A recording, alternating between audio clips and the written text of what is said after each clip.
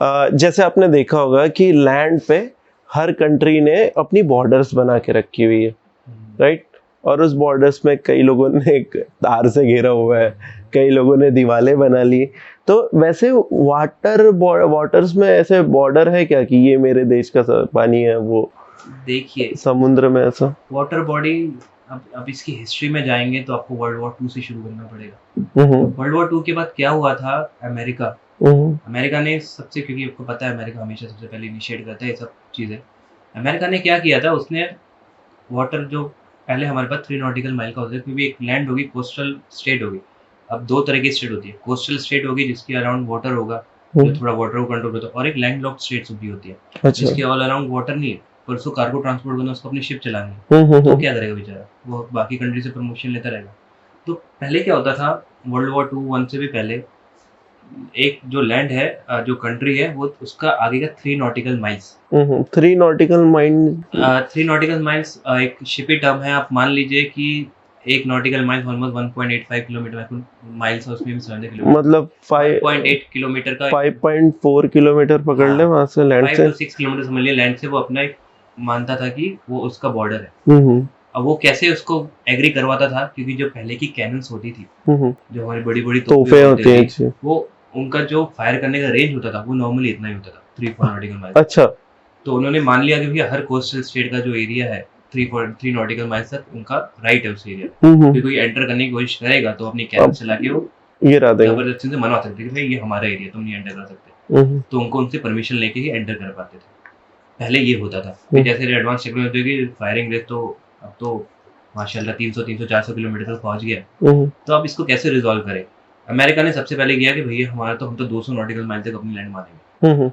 तो अमेरिका कोई अपोज नहीं कर सकता वर्ल्ड वॉर 2 के बाद। तो उसके देखा देखी बाकी कंट्रीज ने भी किया कि भैया हम भी 200 नॉटिकल माइल्स, 300 नॉटिकल माइल्स हमारा एरिया है। अब बाकी country 200-300 nautical miles it's a huge area. उससे पहले कोई छोटी कंट्री आ जाती थी। अब जैसे अमेरिका के सामने कोई छोटी कंट्री आ गई, वो तो बोल ही सकती भैया, उसने डिक्लेयर कर दिया 200 नॉटिकल माइल्स, हमारा कुछ बचा ही नहीं। मतलब वो 350 किलोमीटर 400 किलोमीटर हमारा एरिया है, वो बोल रहे हैं एरिया, वो हमारा एरिया है, इसमें सारा कंजर्वेशन करेंगे। तुम यहाँ से, अगर तुमको इसके अंदर आना है तो तुम्हें हमारी परमिशन लेनी पड़ेगी जी। तो इन सबको रिजॉल्व करने के लिए, और ये बहुत एक्सप्लोसिव सिचुएशन बन गया था। One of the main reason हो सकता था इसकी वजह से वर्ल्ड वॉर 3 स्टार्ट हो जाए, क्योंकि इतना ये लोग इतना एग्रेसिवली जो कोस्टल स्टेट्स है अपनी बाउंड्री एक्सटेंड कर रहे थे। तो इसको रिजॉल्व करने के लिए 1958-1960 में अंक्लॉज आया।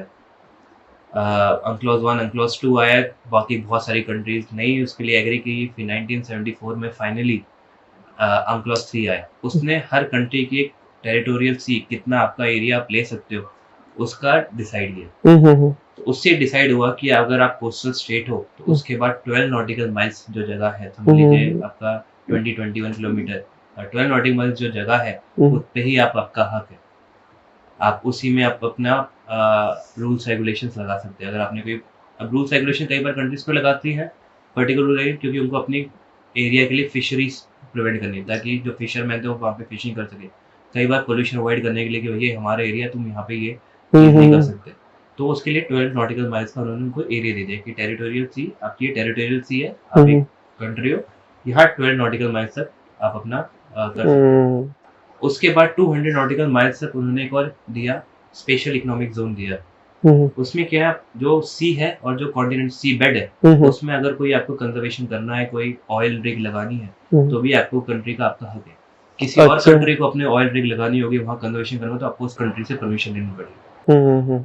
200 नॉटिकल माइल्स के बाद हाई सीज कहलाता है। पूरी वर्ल्ड का उसके ऊपर हक है। आप नहीं बोल सकते कि 250 नॉटिकल माइल्स मुझे यहाँ पे ऑयल रिग मिला, ऑयल मिला, मैं यहाँ पे करूंगा। आपको उसके लिए बाकायदा इंटरनेशनल ब्रेड अथॉरिटी एक करके ऑर्गेनाइजेशन होती है, वो डिसाइड करती है कि अब 200 नॉटिकल माइल्स के बाद अब जो ऑयल रिग मिला है वो किसके हक में रहेगा, किसका हक है वहाँ पे ऑयल रिग लगाने का, या कोई मिनरल मिला है उसको एक्सप्लॉइट करने का किसका हक है। तो इस तरह बॉर्डर डिसाइड किए होते हैं।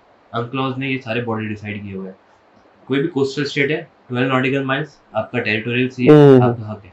उसके आगे 200 नॉटिकल माइल्स तक भी आपका हक है, बट वो उसके लिए सबका हक है। सबका हक है। हाँ, किसी और कंट्रीज को भी अगर 12 नॉटिकल तो आपको केबल ले डाउन करनी है, पर पीसफुल यूज करना है आपको। अगर आप बोलो कि मैं ड्रिल करूंगा आपके 200 नॉटिकल माइल्स, नेवी ड्रिल करूंगा या कोई वेपन टेस्ट करूंगा आपके हम्म। नॉटिकल माइल के, तो आप वो चीज़ नहीं कर सकते।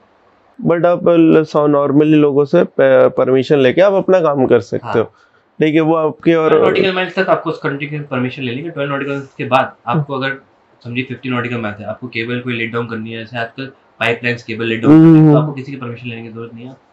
पीसफुल आपका कोई यूज है तो आप पीसफुल यूज सारे यूज कर सकते हो, आप काम कर सकते हो।